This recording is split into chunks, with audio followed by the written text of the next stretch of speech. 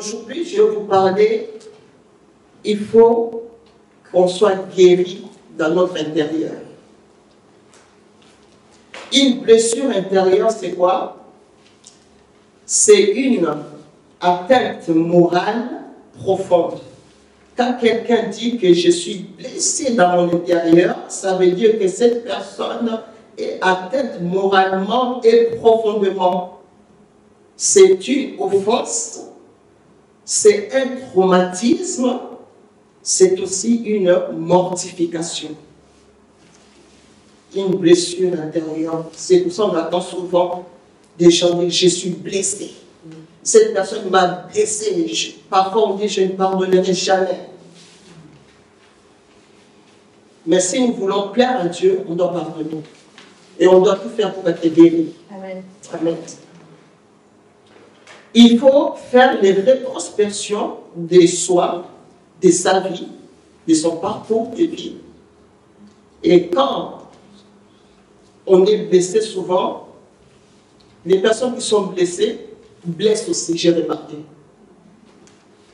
Les personnes qui sont blessées passent aussi leur temps à blesser. Quand on est blessé, quand il y a une blessure, souvent, ce qui reste, c'est une cicatrice. Ça ne veut pas dire que si tu as été blessé, tu vas tout oublier. Non. Il y aura toujours une cicatrice qui va vous rappeler, mais toi, tu dois être guéri de ça. Amen. Amen. Tout d'abord, pour être guéri, tu dois accepter, que tu es une personne blessée. Parce qu'il y en a qui disent non, non, je ne suis pas blessé, c'est rien, c'est rien. Mais au fond, ils sont blessés et dorment pas la nuit. Tu dois accepter, et ce n'est pas du tout humiliant de dire oui, d'aller dire à une personne, écoute, ce que tu as fait ou ce que tu as dit, tu m'as blessé profondément. Et ça aussi, c'est une partie déjà de guérison de dire ça. Amen. Tu dois accepter que tu es blessé. Deuxièmement, tu dois savoir qui t'a blessé. C'est important. Et souvent, ça nous fait mal parce que les personnes qui nous blessent, ce sont nos proches, ce sont des personnes à qui nous avons fait du bien. Parce que si c'est une personne lambda ou une personne que tu ne connais pas, te fait du mal, tu oublies. Mais quand ce sont tes proches, quand ce sont des personnes que tu as fait du bien, ça fait mal.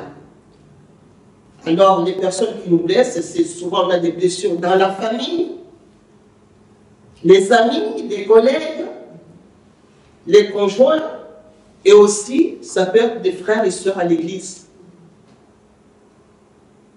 On doit pardonner. Beaucoup de blessures sont dans des familles. Et il y a aussi beaucoup de couples qui se blessent, malheureusement. Ils sont durs, ils disent des mots durs, et qui ont du mal à se pardonner. Alors, si tu es blessé, qu'est-ce que tu dois faire? Tu dois tout faire pour que ton cœur soit guéri. Amen. Amen. Les blessures, ça nous ramène quoi? Ça peut te ramener à avoir peur.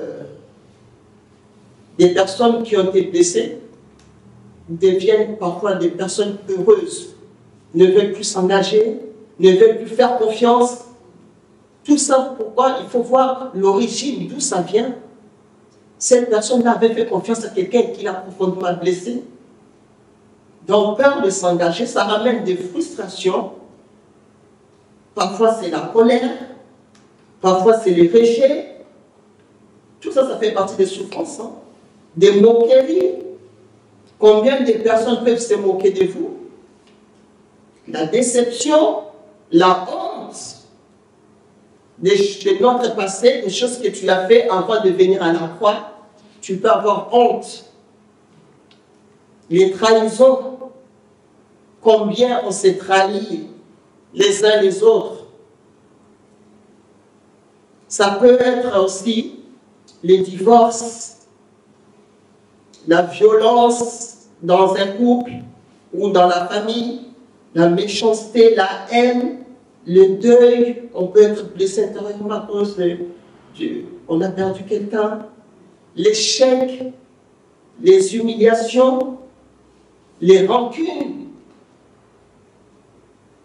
les calomnies. Tu peux être calomnié alors que tu n'as rien fait de mal, mais on parle mal de toi alors que tu as fait du bien. Tu dis, mais cette personne, je lui ai fait du bien, je l'ai accueilli dans ma maison, je l'ai aidé quand il avait besoin, je suis venu le soutenir quand il avait besoin. Mais tu peux attendre que cette personne te calomnie, parle mal de toi.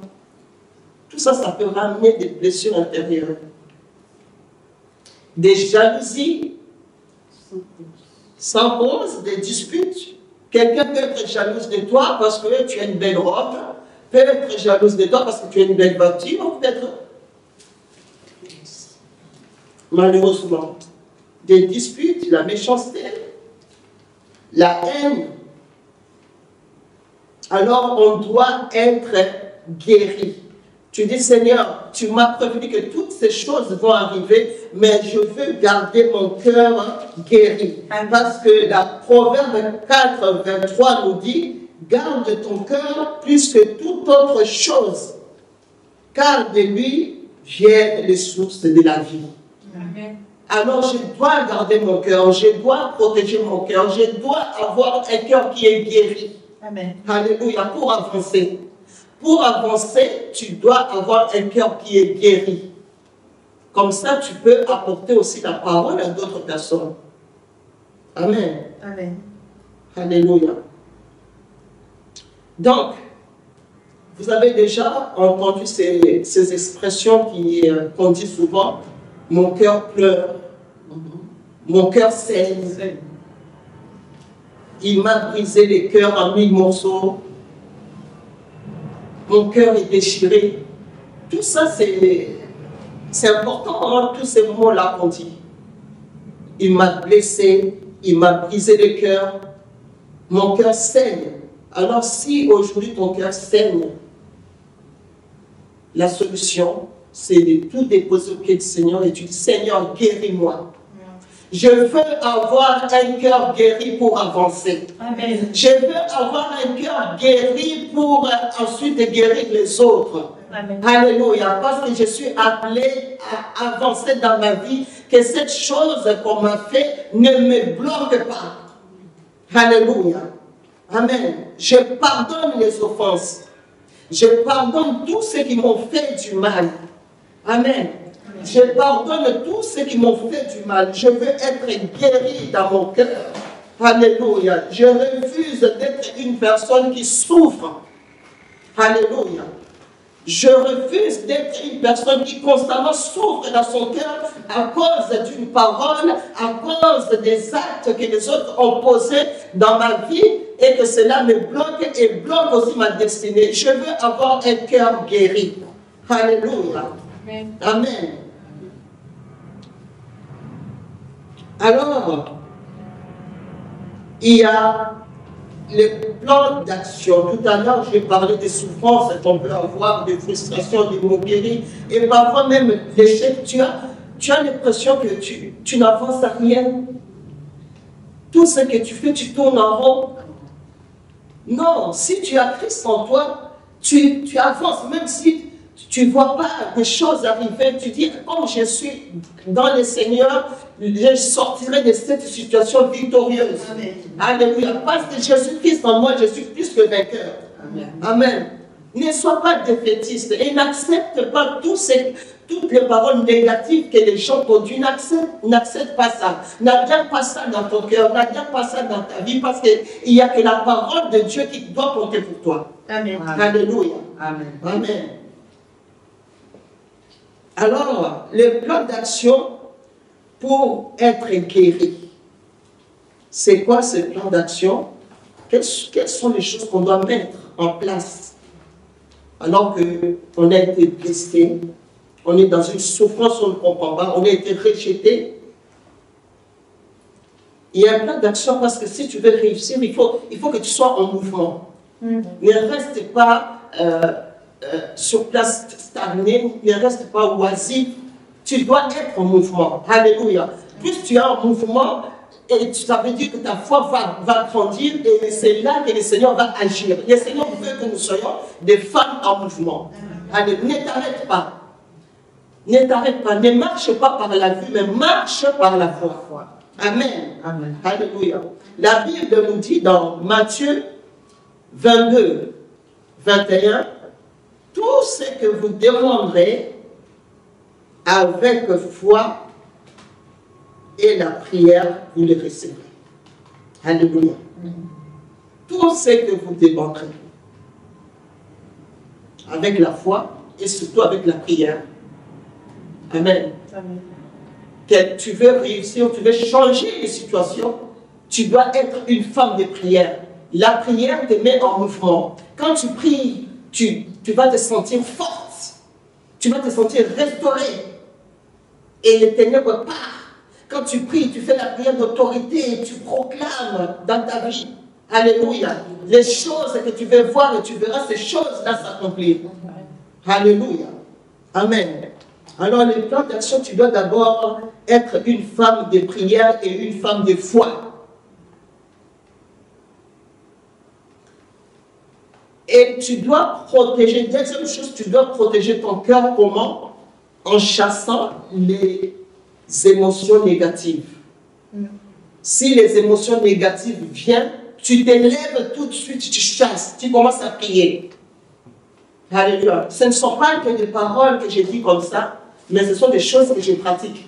Amen. Parfois, les diables viennent nous mettre des pensées négatives. Regarde ça, regarde, tu n'arriveras pas. Regarde, tu n'auras pas cette chose. Regarde, tu ne guériras pas. Regarde ça, regarde. Il te montre qu'il y a des choses négatives pour que tu sombres dans la dépression. Alors, quand tu vois comme ça, tu t'élèves avec autorité, tu prends la parole de Dieu, tu commences à proclamer, tu dis, le Seigneur me dit, tout ce que j'ai demandé par la foi et par la prière, je le recevrai. Alors, je demande maintenant avec foi et je marche avec la foi et je commence à proclamer, tu marches, tu tapes les mains, tu commences à louer à la voix haute. Et c'est là que tu verras ton âme commence à être restaurée. Amen. Et ta façon de penser commence à changer. Alléluia. Et c'est là, c'est le travail du Saint-Esprit. Tu dis non, Satan, tu es un menteur. Je suis un enfant de Dieu. Je suis appelé à guérir et à marcher dans la victoire. Alléluia. Tu proclames la parole dans ta vie. Au nom de Jésus, tu chasses les émotions négatives. Alléluia. Donc, soyez une femme de foi. La prière doit être comme une béquille qui va vous aider à marcher et à être consacré. La prière doit être comme une béquille. On se sert des béquilles quand on a du mal à marcher. Et la béquille nous aide à marcher. C'est ça la prière. Et si tu sens que tu n'as plus de force et que tu es découragé, appelle une sœur de foi. Confie-toi à ton pasteur. Appelle une sœur de foi pour être binôme, pour prier ensemble. Tu dis, ma sœur, je ne suis pas bien, je ne me sens pas bien. Est-ce que tu peux prier pour moi? Est-ce que, voilà, je suis dans des difficultés. Et cette sœur-là qui est remplie de foi va commencer à t'aider, à prier avec toi, à te soutenir dans la prière. Amen, jusqu'à ce que tu te relèves. Alléluia. N'appelle pas n'importe qui. N'appelle pas ceux qui sont un pied dedans, un pied dehors. Parce qu'il y en a, tout le monde dit, j'aime Jésus, mais ce ne sont pas des hommes et des femmes de prière et de foi. Amen. Donc le Seigneur doit te donner le discernement. Alléluia. Et troisième chose, soyez disciplinés. Amen. La discipline, c'est très important. Soyez disciplinés. Fixez des objectifs à atteindre. Alléluia. Amen. La discipline est très importante. Soyons des femmes disciplinées. Il n'y a rien de pire que d'avoir des femmes qui n'ont pas la discipline. Ça ramène des désordres. Amen. Soyons des femmes disciplinées. On doit savoir qu'on doit servir le Seigneur avec l'ordre. On doit respecter l'œuvre de Dieu. On doit respecter tout ce que le Seigneur nous a donné. On doit respecter le vœu qu'on a fait pour le Seigneur. Amen. On ne doit pas prendre à la légère l'œuvre de Dieu. Amen. On doit avoir la discipline. Quatrième chose, ayez une grande vision pour votre vie et soyez toujours positif. Amen. Amen. Cinquième. Ayez une grande vision de votre vie. Amen. Et soyez toujours positif. Une grande vision. Ce que le Seigneur veut faire dans votre vie. Le Seigneur veut que vous soyez des disciples. Le Seigneur veut que vous les serviez. Le Seigneur veut que tu sois une femme forte. Amen. Une femme de qualité. Amen. Alléluia. Le Seigneur veut que tu sois une femme de qualité, une femme qui honore Dieu. Par son caractère, par le comportement, par son engagement. Le Seigneur veut des femmes engagées, des femmes disciplinées. Amen. Pas des femmes qui vacillent, un coup c'est bon, un coup c'est pas bon, un coup c'est blanc, un coup c'est noir. Et du coup, toutes ces femmes qui sont comme ça troublent leur foyer, troublent aussi l'Église. Amen. Amen. Sixième chose, soyons des femmes concentrées. Alléluia. Si vous avez des projets, que ce soit des projets professionnels ou des projets spirituels, on doit avoir aussi des projets spirituels, parce que souvent à l'église, les personnes aiment prier, oui, mes projets professionnels, oui, mes projets personnels, oui, mes projets de la vie, mais as-tu des projets spirituels? As-tu des projets pour l'œuvre de Dieu? On doit rester concentré sur nos projets et surtout sur nos progrès. Amen. Regarde si tu fais des progrès dans ta vie. Regarde si tu progresses. On ne te demande pas de faire un grand pas, mais est-ce que tu fais un pas après l'autre? Et tu dois honorer tout ce que le Seigneur te donne comme victoire. Tu dois honorer, même si c'est un petit pas, tu honores. Le Seigneur t'a donné une victoire sur quelque chose. Tu honores, tu dis, Seigneur, je ne suis pas une ingrate, je suis une femme reconnaissante. Amen. On a un problème aujourd'hui, même dans l'Église, les personnes, les chrétiens ne sont plus reconnaissants. Tu peux te déchirer, tu peux tout faire, mais les chrétiens sont des personnes les plus ingrates. Comment ça se fait, Seigneur? Alors que les chrétiens sont des personnes qui connaissent la parole, mais comment cette ingratitude dans ton œuvre? Alléluia. Amen. Nous sommes là pour avoir un cœur guéri. Amen. Amen. Et septième chose qu'on doit avoir, amen. Septième chose qu'on doit avoir, on doit apprendre à prophétiser sur nos vies. Amen.